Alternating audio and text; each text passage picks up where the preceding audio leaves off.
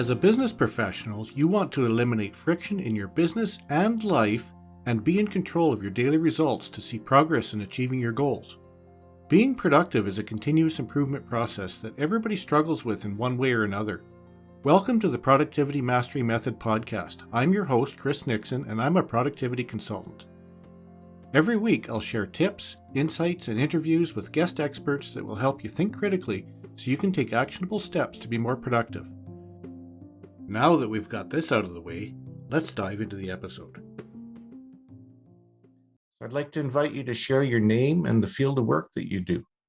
Sure. My name is Marci Grossman, and I'm known as Money Marci, and I am a financial literacy educator. That sounds exciting and important to a lot of people. I hope so.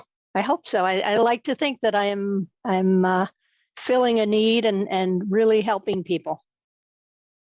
I love it. I love helping people. We're really starting to notice a lot of people surfacing that are in the field of just helping others, aren't we? I think so. I think we need it right now. So a goal planning system is a set of tools that take you from vision to achievement. And during this podcast series, we talk about goal planning systems and the journey to, refine one that works best for you and really find what works best. So how does your goal planning system play a part in what you've described? Well, everything. If I didn't know where to be, what to do, I didn't have an idea of what I was going to be doing next, I wouldn't actually be going anywhere. I live by my calendar system and my goal planning system. Mm-hmm. So tell me a little bit more about how you came upon that system. Well, actually, this is what we've ended up using as a family, because otherwise we'd find out we were all going in different directions and no one knew where the other one had to be. Or if I needed someone from something, I would assume I had told them, and maybe I had, but they'd forget. So we started using a Google Calendar app that just, I assume it just comes with Android phones. I don't think we had to download anything. I could be wrong about that. And it allows us to, if I can put on it my own things and not worry that it's cluttering up anyone else's calendar, but I could also tag them in it and tag whoever needed to be tagged, and they would get a calendar invite to put it on their own calendar, so we would all know where each other was. And so I started using this for my business stuff. So I would schedule work time, I would schedule podcasts, I would schedule things that I needed to do at a certain point in time and put them on the calendar. And I assume most calendar apps do, it would allow me to postpone things or change things as other things got in the way. And it made it very, very much easier for me to know where to be. I could schedule the amount of reminder time I needed.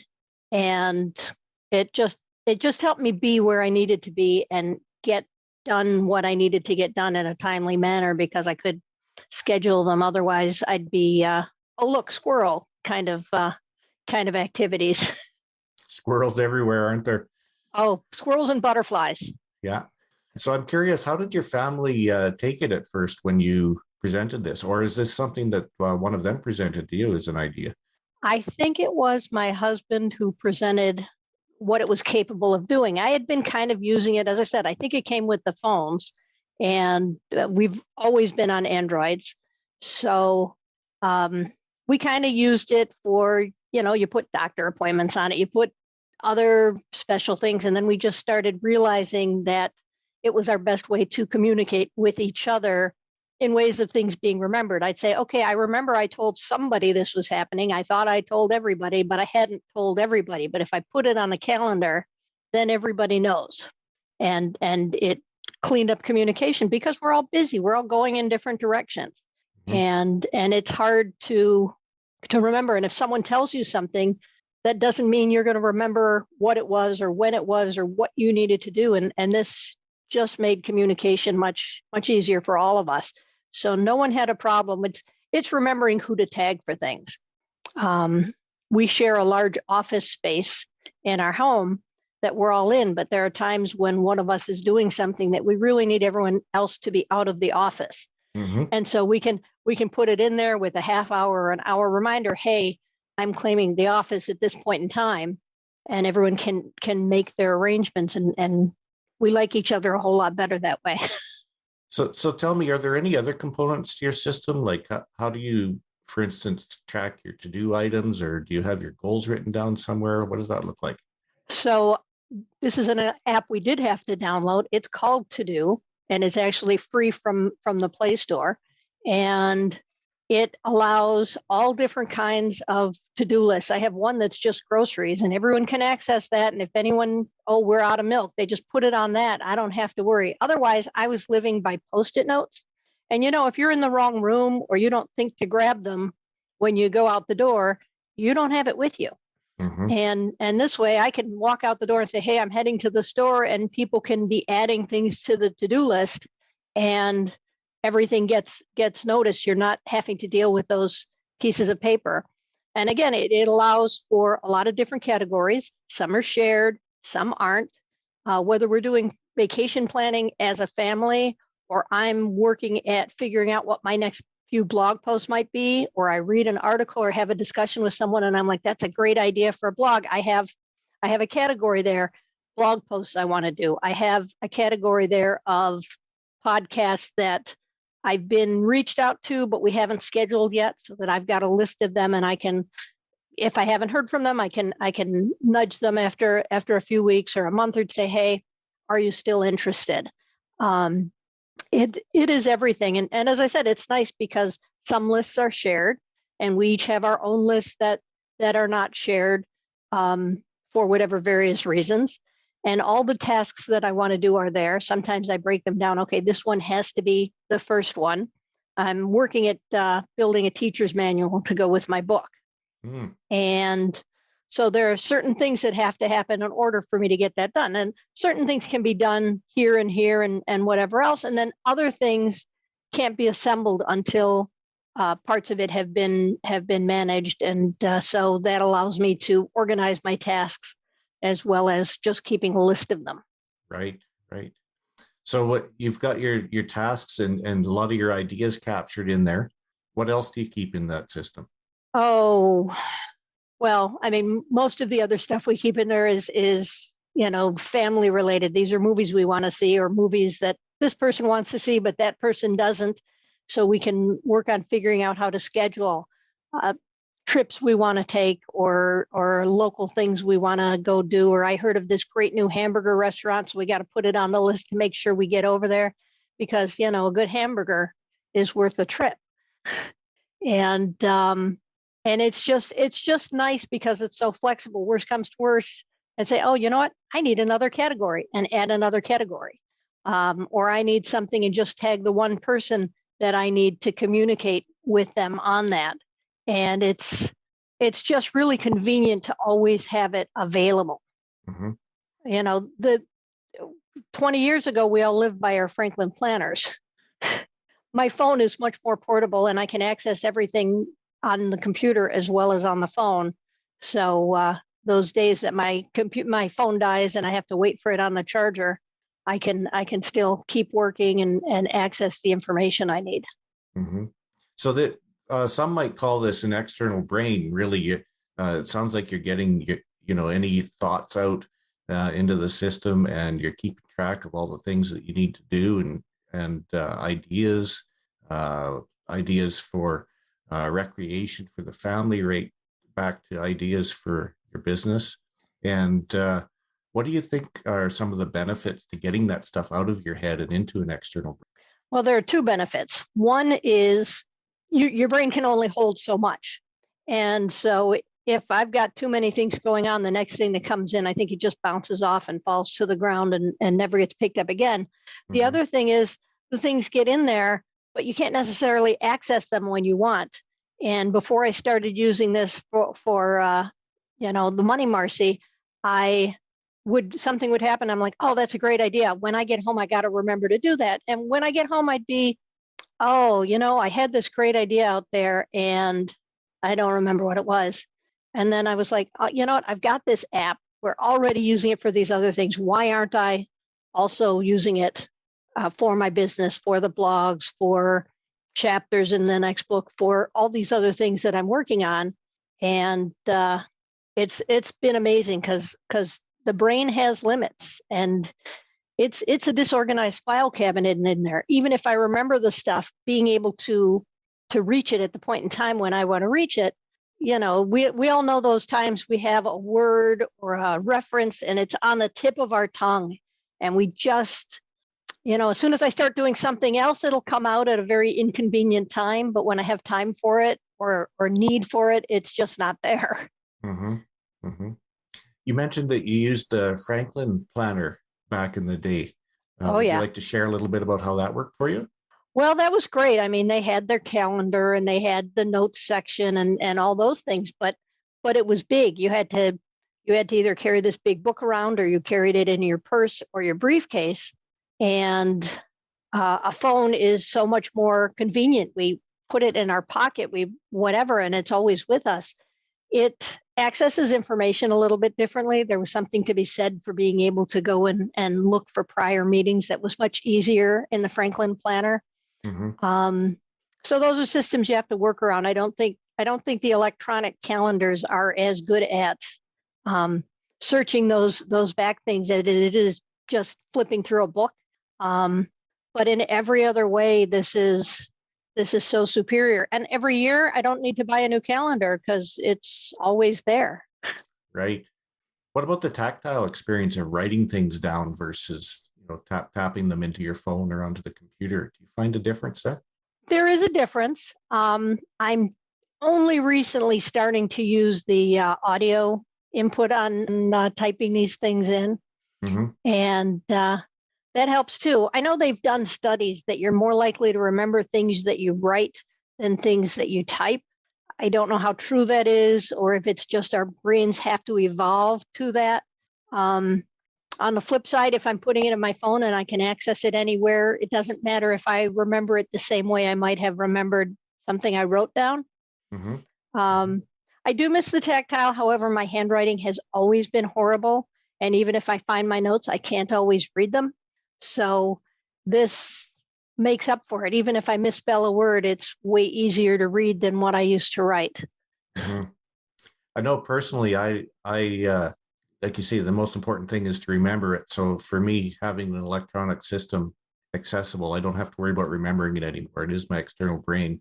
However, the tactile experience of writing down thoughts and maybe ideas that I'm still fleshing out, I find helps me with the creative process of developing them a little bit more. Well, I still have my sticky notes all over the place. Mm. There are times, there are things that just need a sticky note, but the big things that I need to hold on to, I need in a safer place than a random sticky note that gets misplaced. I still write music and other things like that by hand rather than at the computer or the phone. Mm-hmm. But I'm not sure if that's so much tactile or just that's easier as I scratch things out and change them and try to find meters and rhythms that fit. So everything is going to have a positive and a negative, and you just have to find the balance that makes it work for you. Yeah.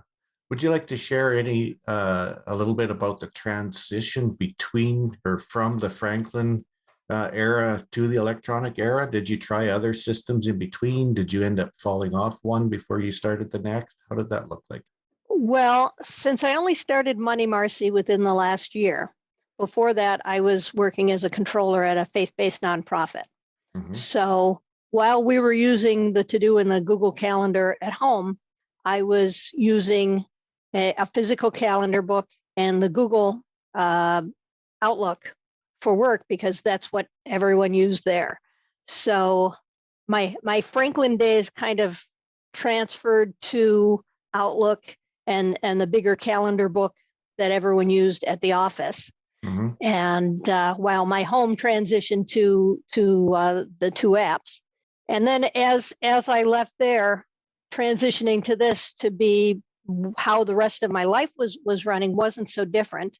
And because I transitioned to the calendar and the Outlook and everything in the way it worked at the office from the Franklin Planner, it wasn't as big of a step.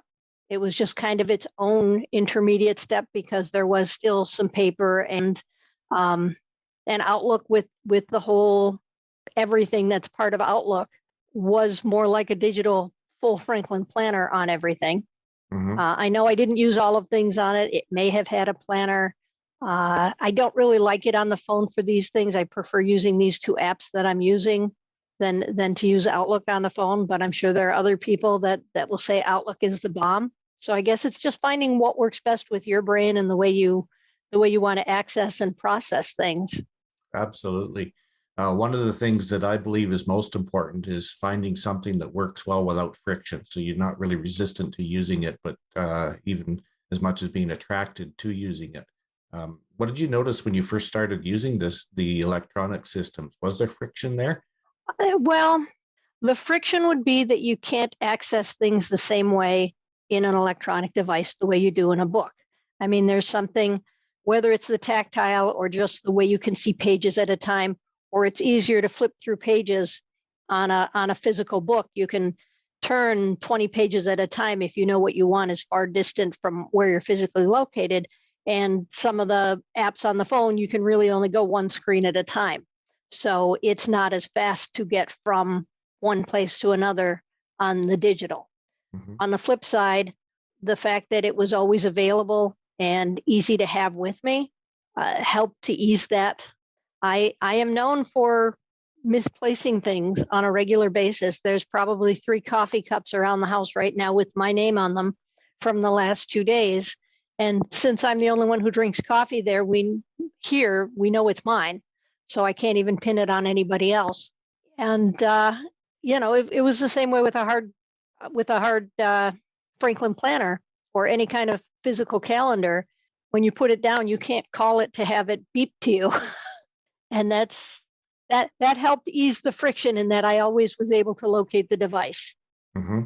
Mm-hmm. So the positive on one side, the negative on the other, and then you find the balance and you work down the rough spots as you just get used to the resources that are available. How do you think your life would have been different, say 20 years ago, if you'd had the system that you have now? Well, I wouldn't have spent as much time trying to remember where I put it because I could have just called it. But I think everything that I used there is in this. I don't know, other than the sharing. The sharing was not available with the paper copies. I couldn't push a button on my paper copy, Franklin, and make sure it got to everyone else's calendar and information. So that makes that sharing aspect makes the family parts of it way more possible. Mm-hmm. I think you mentioned that your husband got on board first and then introduced it to you. Did you have any trouble getting the rest of the family on board? No, they were just as happy to not be nagged about things that we thought we had told them, things we were sure we had told them and they didn't remember. And now we could all be on the same page. And that was actually easier for everybody. And my kids obviously are younger than my husband and myself. So for them, it was a very easy transaction. They've grown up in a digital world. Mm-hmm. So are they taking after you and utilizing this for their own things too, even when it's not involving mom? That's a great question, but I have no idea because the parts that don't involve me, I don't know. But I do know they're getting where they need to be when they have to be there. So they must be using something to get there. Mm-hmm. Mm-hmm. I remember when I was young, I was really good at remembering everything I needed to do. And I remember my journey. It went from remembering, I could remember all my meetings for the week, to learning that I had to start writing some things down, and that became writing on a blot pad on my desk, and eventually it turned into a calendar, and we went from there. But I think our brains change as we get a little bit older. When we're very young, we can remember that stuff, but as we start to get a little bit older, it gets harder and harder, doesn't it? Well, I think that's because we have so much more going on in our brains. I mean, Mm-hmm. when you were 10 years old or 20 years old, you only had 20 years worth of stuff. As you get older and you get involved in more things and you have more experience behind you, there's just more stuff to remember. So it gets harder. And nowadays, with everything that's going on from the latest cat meme to, everything, we have so much more input. There's so much more television channels. There's so much more internet things and a world to access rather than just your local area, that it's impressive that we don't get more overwhelmed than we are. Mm-hmm. Coming at it's like a fire hose nowadays, isn't it? Yeah, it's not a trickle. And I think part of it is technology and part of it is just as you get older, there's more stuff. There's more people that you've known. There's more farther reach on everything that happens in your world. So what advice would you give to someone let's say they're young, maybe they just got out of high school going into college and they're trying to remember everything. What would you guide them? Well, I would start by telling them they need some form of calendar or app. Certainly, Mm-hmm. since they're already carrying their phone around all the time, an app makes more sense. The two that I like, hey, they're free. I'm a financial literacy person. I'm telling people to spend less money and save their money. So certainly start with the free apps and see if they do what you need them to do. But build in that habit of using them to manage your time and your due dates. And where would you suggest they look for these apps? Oh, they're on the Play Store. They're on, I don't know, what is it on an Apple? Because I'm sure if these apps don't exist specifically on Apple, they're very similar ones that are probably free or very low cost as well. Yeah, on the Apple App Store, I think it's called. Yeah. Okay, and download the free ones and try them. Obviously, like anything you download, try and make sure you know where it's coming from, and get some references from friends. I mean, the internet is a great place. I go on Facebook on a regular basis and say, hey, I'm looking for an X. Does anyone have any experience and exposure that they can make a recommendation of what to do or what not to do Mm-hmm. to get what I need? And talking to your friends is a great place to start. I know a lot of the apps can be quite prescriptive and get rather complicated, and some of them are just really, really, really simple. Uh, what would you say? Are you a keep it simple type person, or do you like more gadgets to play with?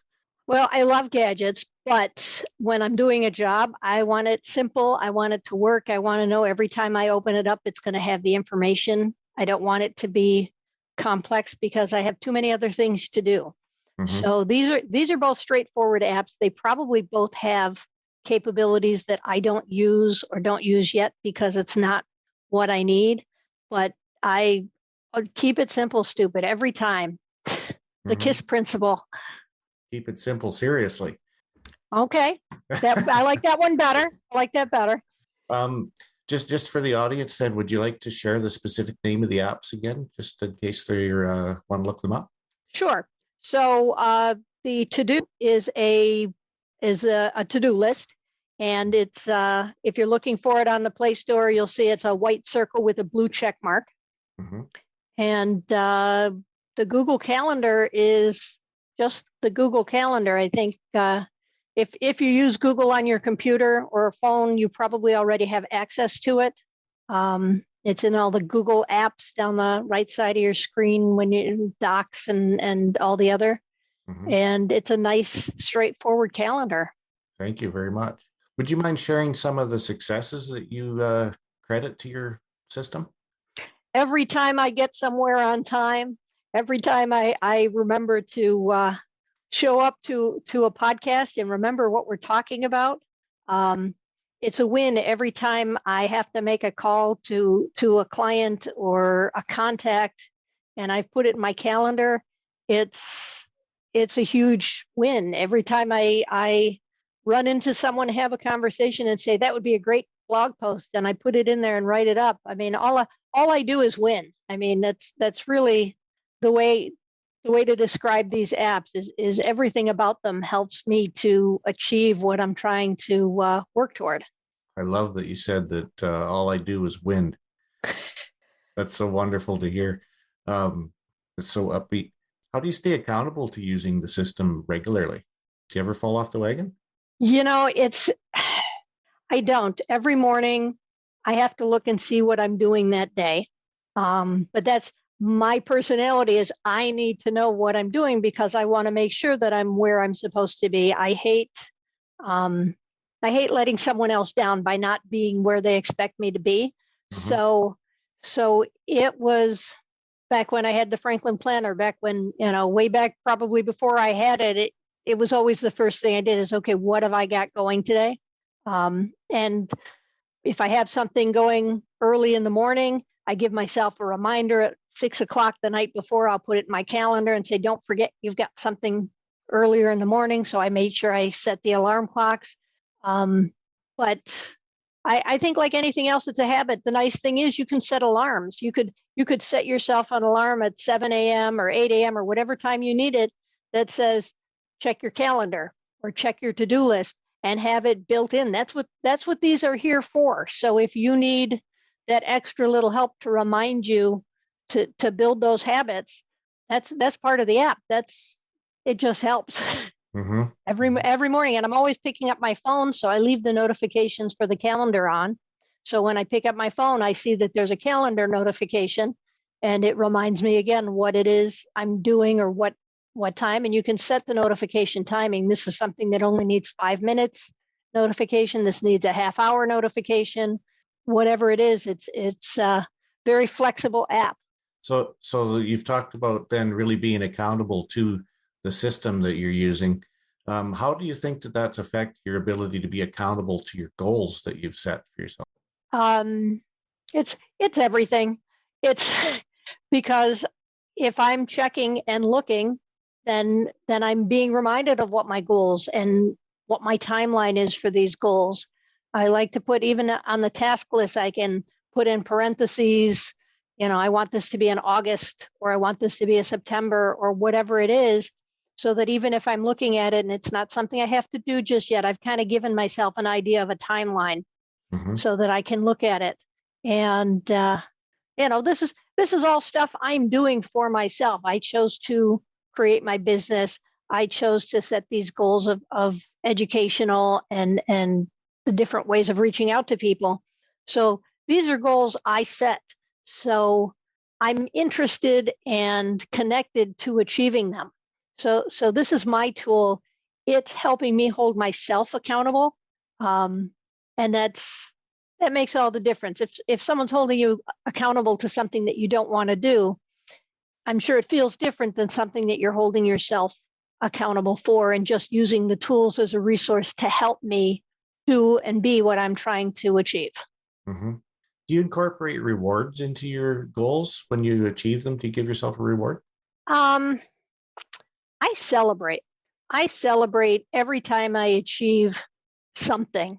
But celebrating can sometimes be just stepping back and saying, yeah, I really did that. I got that done. It doesn't have to be going out and spending money. Again, back to that being on top of your finances part of me. So I don't want to go out and have it be physical rewards, but I acknowledge to myself and I celebrate. Sometimes there's a happy dance involved. I'm not going to lie. And just acknowledge. I think that's a huge thing. So many times we have big tasks and you don't necessarily acknowledge the small steps, the small goals before you can reach the big goals. And it's easy to give up because that big goal just seems so far away, no matter how much you've achieved. So very much I celebrate all those little victories, achieving those steps, and make sure I appreciate myself for what I've done to do that. Yeah, I got to know with the happy dance. Is that something that the family or friends get to witness as well? My family has probably seen the happy dance more than they care to. I love it. But it's important to acknowledge and celebrate your victories. Mm-hmm. So my friend says a goal planning system is a total waste of time. What would you tell him or her? Then I guess they don't have any goals. I mean, that's fine if you don't have any goals, if you don't have anything that you need to set, and you're doing fine the way you are. You can't tell someone what works for them. So if they don't feel they need anything, or they don't feel that they would get anything out of it, then I guess that's on them. And at some point in time, maybe they'll have a goal that they do want to get more structured toward. But it has to be their choice. That's why the system helps me hold myself accountable to myself. If it was holding me accountable to somebody else, unless it was a job with a paycheck or some other motivator at the end, what's the difference? It's really all about being accountable to ourselves, isn't it? It's much different than accountable to someone else. Just isn't genuine, is it? No, no, it's not. And we all have things we want. We all have bigger things we want. They're all different, but we all have things we want. We all have things that if we broke it down, we could find a path of small goals to reach a big goal. And maybe sometimes people just think that big goal is so out of reach, or they think it's so far away it'll happen on its own. And they're not aware of the steps to break it down. And using goal planning software makes me look at it and say, okay, this is what I want to achieve. How am I going to get there? And then all of a sudden I can start seeing, okay, well, to do this, I've got to do this first. And this to do this other thing has to happen. And it helps me plot out the trail to get there. Turns it from a dream or a wish to a project that's doable, doesn't it? Right. Exactly. As I tell people, how do you eat an elephant? Mm-hmm. One bite at a time. One bite at a time. Absolutely. Marci, is there anything that we've missed that you'd like to share about your system? Hey, don't be afraid to try something new. And, I think my system is great, but if it doesn't work for you, try something else. There's so many systems out there, and it makes such a huge difference to be organized. The world is a noisy place, and this really helps to break it down into something that can be focused on. Absolutely. Great advice. Great advice. Marci, would you like to tell us about your business and services you offer and how you'd like people to contact you to find out more? Sure. You can reach me at moneymarci.com. That's my website, and that's MoneyMarci.com. Or you can find my book on Amazon. It's Money Marci's Guide to Financial Literacy, and it's all about helping people to understand more about the money decisions that they have to deal with on a daily basis, and take care of their finances and own their money. Thanks so much. Thank you. Thanks for taking the time to listen to this episode. If you think the show is of value and a must listen for someone, feel free to share it with your productivity friends. And if you do, I'd be so grateful for your support. If you want to find the links, show notes, and resources, no matter what episode you're listening to, head over to chrisnixon.com/podcast. That's CHRISNIXON.com/podcast. If you want to connect with me on social, you can find me on Facebook at chrisnixon.com/Facebook or LinkedIn at chrisnixon.com/LinkedIn. Join the discussion for this episode on my LinkedIn company page, linkedin.com/company/chrisnixon.